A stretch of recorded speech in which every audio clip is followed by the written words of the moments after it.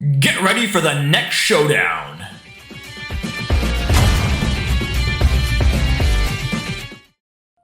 Welcome back, Shadowverse Evolve players. This is D-Rec here with Argo, bringing you another round of Shadowverse Evolve feature matches. In today's match, we have on the left, piloted by myself, new Rite Runecraft coming out of BP09. Got the Ceridwin as well as the Faust and some other new support that's going to allow us to trigger some Dirtcraft shenanigans. And on the right, my buddy Dan, he's going to be piloting the new Vania support.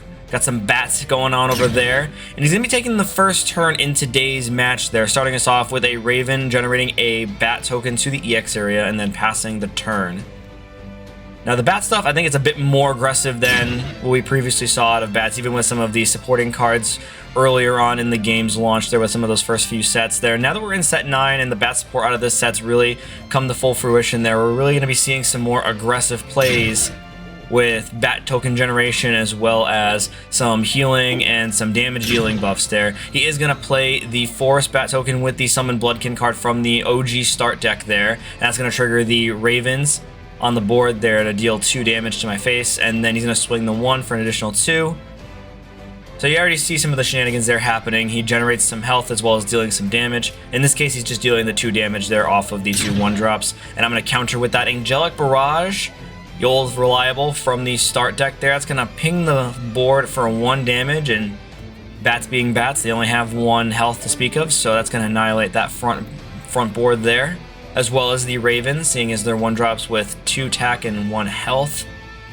And then passing it back to Dan there with 1 floating energy there. He's going to play a Lilith, another card from the start deck there. It's going to allow him to generate another bat token to the EX area, and he's going to Evo. Very simple for the bats deck there, outside of obviously the new support there. If you've seen some of the prices for the Vanias, the base Vania being $20 to $25, and then the Evo 40 plus. Very expensive deck to get into, even with a lot of the old support stuff from the start deck as well as some of the early on sets. You still obviously play the old school Vania, and that's, you know, roughly around the $7 to $8 territory. So if you're trying to build that deck there, definitely keep an eye on prices as they come up. Going into my turn, I do throw down the summoning drills there. It's going to allow us to play 2 golem tokens, 1 strike form and 1 guard form. The guard form in the back and the strike form in the rear. I said that backwards there. It's supposed to be the guard form in the front and the strike form in the rear there. And it's going to get the +1 attack off of the second fanfare effect by discarding. We discard the Riley Hydro Shaman. Very good setup play for bringing her out later between the Ceridwin combo as well as just her own 6-cost ability in the discard there to bring herself back. She gives herself Storm and then procs all 3 of her Earthright abilities for the 1 payment there. So really good combo piece if you drop that and play her on later on in the game. That's going to give you opportunities to deal some damage to the board and then swing for hefty numbers there. We're going to finish off that turn with the Witch's Cauldron to check for an Earthright card and then pass the turn. We're going to see how Dan comes back from this. He does have that 1 Evo on the front line. He's going to throw up the new Vania. New Vania is insane, so she has the Kind Queen Evo as well as the Blood Queen Evo. Blood Queen Evo is pretty disgusting, and maybe we'll see that later on in this video, in this game here. Hopefully he gets a chance to pull out another Vania. He's going to go into the Kind Queen this time. He's going to reduce the cost of his Forest Bats by 1, and anytime he plays 1, he does heal. Really solid. That's going to give him a chance to rush if he wants to rush with it. I don't think you generally attack with the Vania, so to speak. You want to keep that on the board and you just keep summoning bats up to the front there. He's going to swing with the Lilith, and the strike is going to heal her for 2, pushing to 22 health there. He's going to push not all, but 4 of the 5 bats in his EX area up to the front for free. And that's going to heal him for 4 health there. Again, a lot of healing and dealing damage shenanigans out of this deck. As long as he keeps the Vania on the board, you really, again, probably don't want to swing with it, even if you have the opportunity to. Just throwing down bats and playing other cards that summon bats to the front, just proccing her ability to heal is going to be really good for keeping pace in the game and always having that damage buff, so you're always out of lethal range from certain big combos that some other decks can throw up. If you're playing against Disdain or anything like that, you'll see that do a lot of burn damage. They spread burn damage to the board and to leaders, so If you're always healing, you're always staying out of lethal territory. Very, very good strategy. And I think that makes the deck very, very scary. Comboing with the fact that it can make its bats pretty consistently. In some cases, it can buff the bats, making them very aggressive bodies in the front line.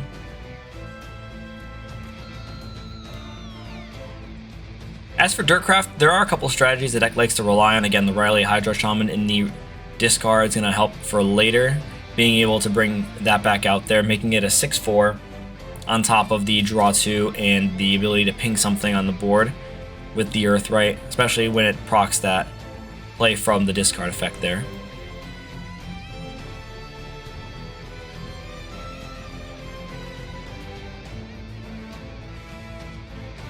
Then this board can be very intimidating in most cases there if you have, again, another Angelic Barrage would be ideal here, all considering the fact that the bats are, again, super weak. Very easy to eliminate if you have a lot of spread damage. We're going to drop a Riley Hydro Shaman from hand. We're going to use the 1 stack on our Witch's Cauldron there to proc.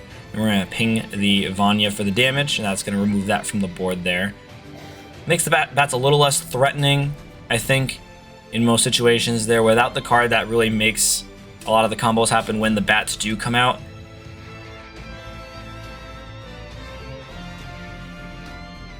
We're just going to pass on that there. 3/4, just sitting on the board, nothing else really critical behind playing that.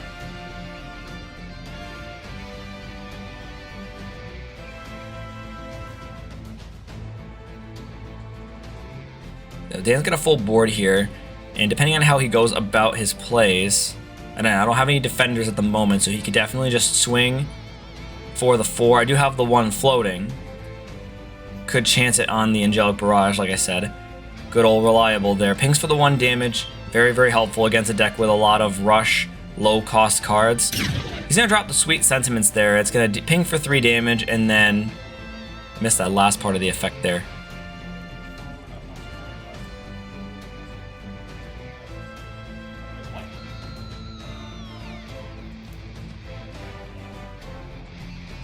Oh, and it's going to make all of his 1 health cards in the field to attack. So he's going to swing in with each of those bats there. And they all do not have Summoning Exectus anymore, so you could definitely swing in for 8 right away.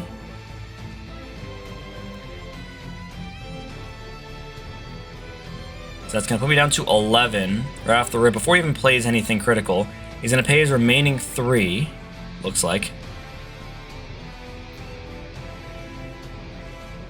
He's going to throw down a Raven Eventide Vampire there. He's going to rest it to remove my Riley from the board there.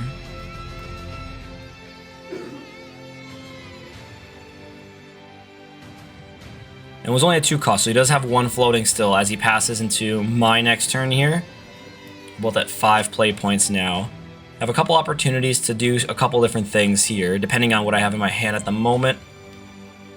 Definitely an opportunity for potential Faust play, or not entirely sure. If I have the Carrot win, then I can definitely go into that as well. We're going to play the Sweet Tooth Medusa. Really awesome deck search. Great way to reshuffle the deck, especially with a lot of top 4 checking that the deck does. You know, you've got the Witch's Cauldron and a couple other cards that do a lot of top deck checking and then bottom decking, so you miss out on some key cards that you want to see unless you have the opportunity to shuffle. So we're going to search for a 2 cost or lower card out of the deck. Depending on what we search here, we can definitely make a little bit of a comeback.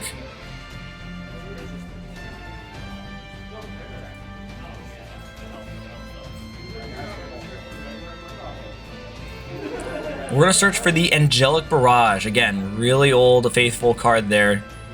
That's going to give us a way to eliminate Dan's board once again. It really is the answer to decks that are able to spam low-cost cards.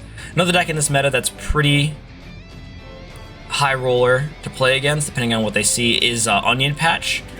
Onion Patches are very, very aggressive, but they're also hit or miss. If they can pull off their plays pretty quickly, getting the Storm as well as the additional attack power, You play the Onion Patch Master there, and a couple other key cards that let you fill your drop area with the Onion Patches to proc the strike ability as well as the power bonus. So we're going to use that Angelic Barrage. It's going to give us 3 Serpent tokens, and then we're going to pass the turn there. And Dan's now up to 6 play points. Has a couple opportunities to play bigger cards now. I think I see something in his hand there that he may be able to utilize this turn to get his board back right away. He's going to throw down the Queen Vampire from, again, the start deck there. Start deck has a lot of key cards that Bats heavily utilizes, even in this meta. Outside of, obviously, again, the Vanias and some of the new support. But he is going to use the Queen Vampire's ability to make Bat tokens.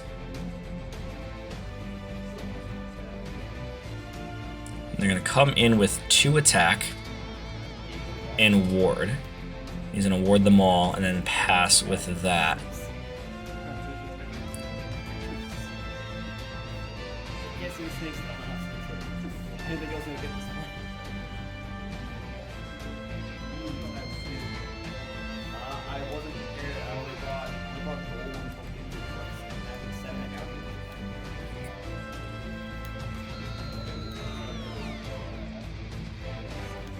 And getting into our next turn here. We have a board full of Serpent tokens.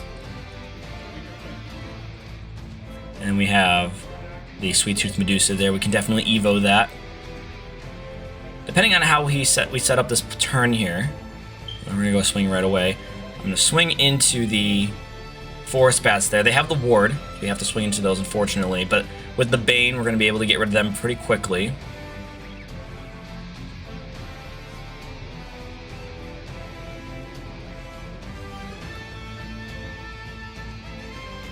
I'm going to play down the Sweet Tooth Medusa Evo. That's going to let us ping 2 things on the board for a total of 5 across the 2 of them.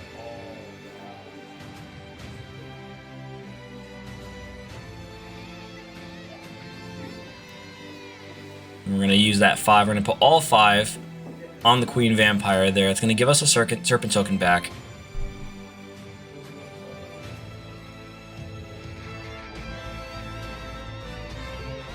A little bit of a tough scenario. We definitely wanted 1 more Serpent token there to be able to play the next card we play by 2.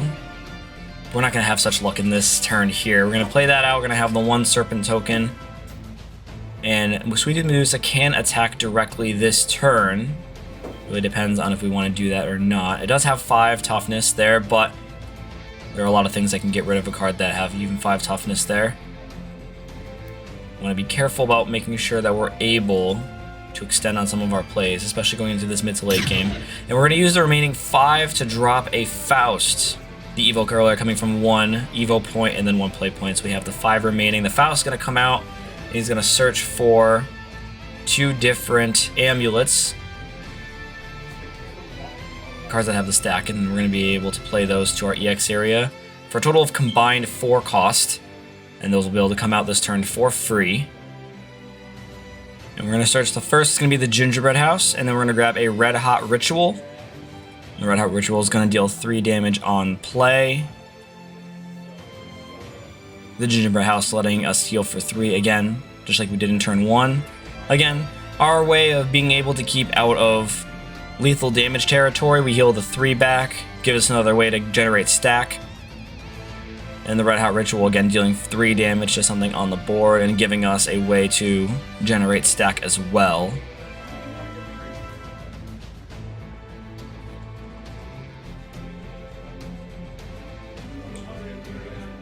Now, sequencing is going to be important here. We can't swing with that Serpent token we just made. We just made this turn. We do have a way to deal damage, so we can do... We're going to play the Red Hot Ritual up first. It's going to get rid of that bat there. Unfortunately, because we're out of space, we do not have a way to generate another Serpent token. We're going to move that stack over to the Gingerbread House.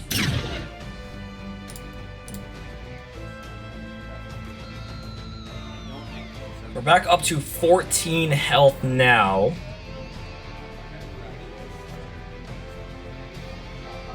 And with that, we're going to swing with the Sweet Tooth Medusa. It's going to bring him back down to 21 health there.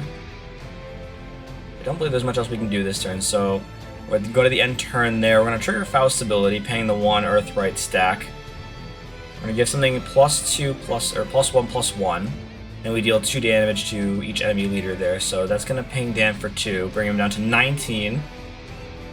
Finally below starting health there, and then with that, that's going to be the end of our turn. I'm going to pass that turn to Dan now. And once again, Dan's in a position where he has to rebuild his board. Between the 2 Angelic Barrage turns as well as the Medusa and the Serpents. Really destructive way of getting rid of low-cost cards there. He's going to play a second Vania, and this time he's going to go into the Blood Queen Vania. It's going to have Storm. Be able to generate some more bats, and then he gets to heal off of playing the bats as well, once again.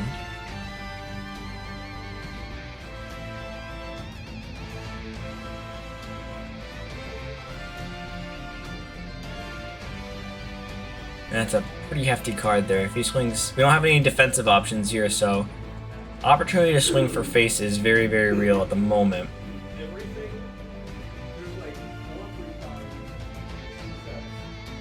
Actually, I believe I was mistaken there. I believe the Vania deals damage when a bat is played.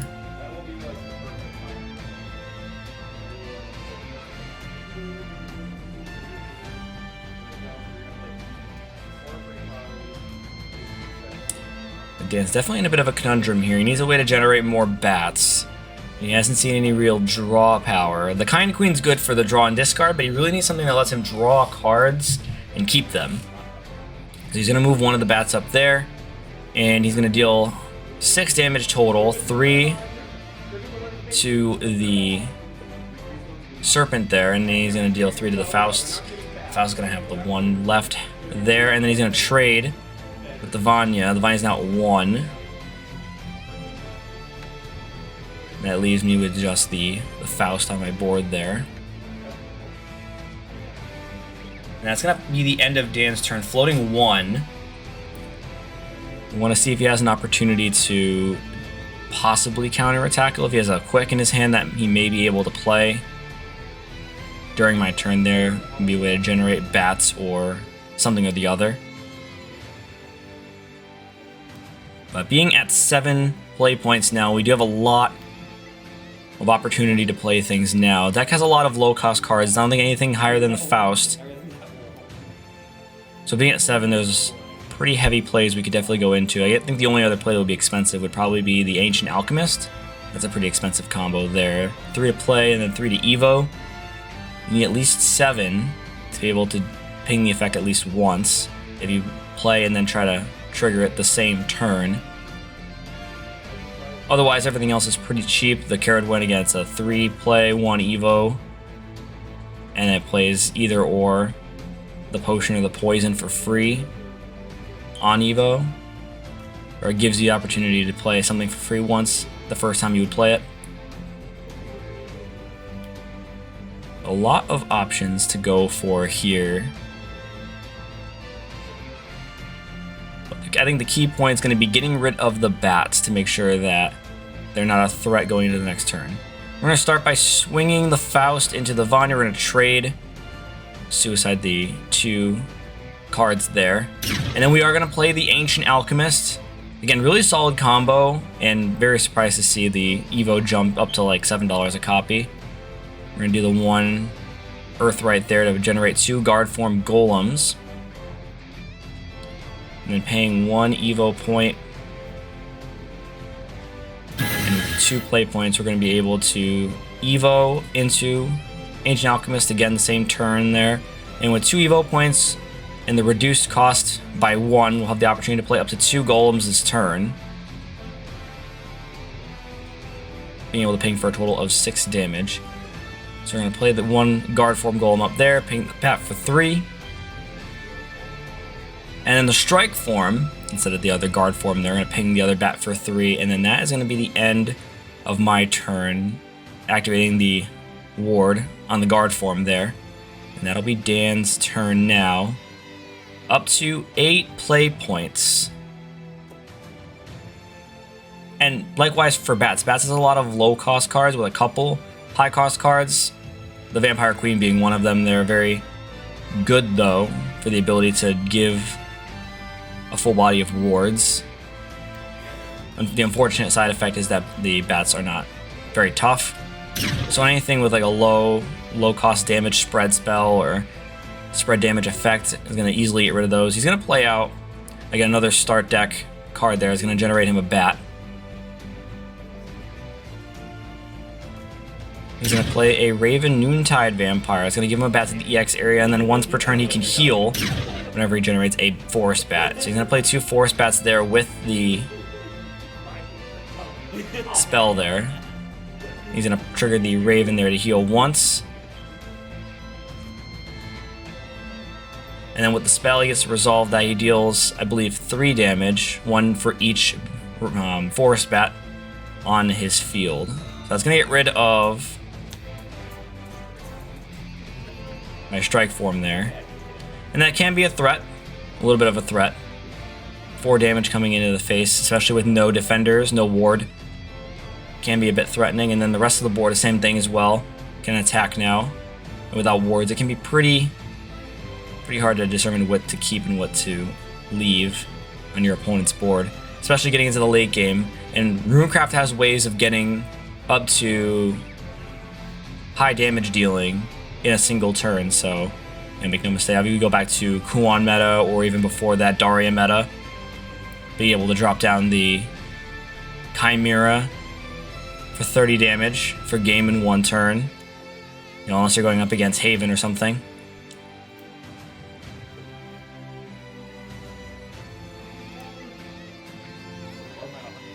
So we're sitting at 8 play points now. We still have 1 Evo point to utilize. Have not seen a Carrot win this game.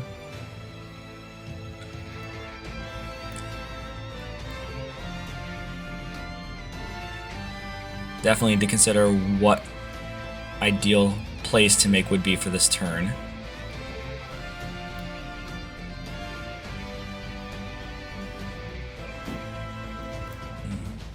We're going to start by playing up the guard form golem and then pinging the Noontide Raven there, Raven Vampire there for 3 damage. It's going to get rid of that. So no more healing. And I believe the other card is also no longer active as well. It just plays the Bats. And I believe that is it. And we're going to recast the Riley Hydro Shaman from the discard there for 6. It's going to give it all 3 of the Earthright trigger effects there. We're going to pay the 1. You can ping something for 5, give her +3 attack, and then draw 2 additional cards. Of course, the only side effect to that being she is banished when she would next leave the field, but that is why we play 3 copies of her. And for what she does is it's very interesting to see that she's only about a $1 card. Obviously, the U rarity is much more, but for her base rarity only being $1, it's still a very solid card. And in this meta, you do play 3 copies of it. It is a playset card to have for Earthright Runecraft. So we're going to swing the Riley first, and then we're going to swing the existing guard form second, followed by the Ancient Alchemist there. We're going to deal a total of 11 damage in this turn there. Could have been a bit of a different turn depending on how he played things out. We're going to engage the other one for ward, and then we're going to pass. And Dan only has 1 card in his hand. He played out the last 3 of his cards in hand that last turn there, so it really came down to what it is he drew here. If he has an opportunity to set up some kind of defense, another Vampire Queen would be ideal in this situation.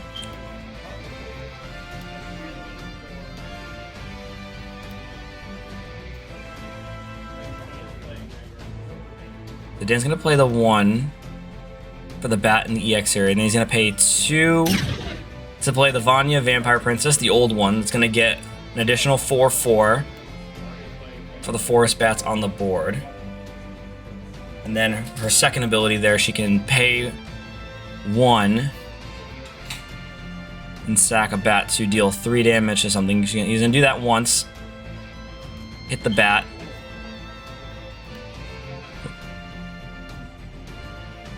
And it's gonna ping me for 1 damage. And I don't believe that is a once per turn, so he ideally could get rid of, depending on how he does his damage dealing, either he can get rid of the Ancient Alchemist, or he can get rid of both the Guard Form Golem or the Riley Hydro Shaman at the same time. That'll give him a way to at least clear my board so he doesn't die next turn. I only have the opportunity to deal 3 damage instead of currently at 11 damage right now. And he concedes the game there. I don't think that he was really banking on his next card there to be anything helpful for building a board back, but that is the game, guys. Thank you so much for watching. If you enjoyed, be sure to like and subscribe, and I will see you in the next video.